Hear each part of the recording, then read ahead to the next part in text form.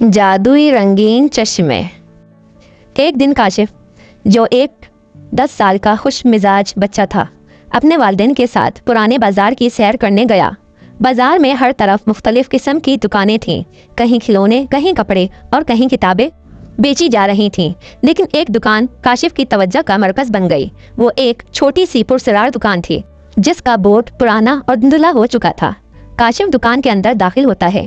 دکان پرانی اور اندھیری ہے، لیکن دیواروں پر لٹکے جادوئی آئٹمز اور عجیب چیزوں نے اس کا دل موہ لیا۔ دکان کے کونے میں ایک بوڑھا شخص بیٹھا تھا، جس نے کاشف کی دلچسپی دیکھ کر مسکرا دیا۔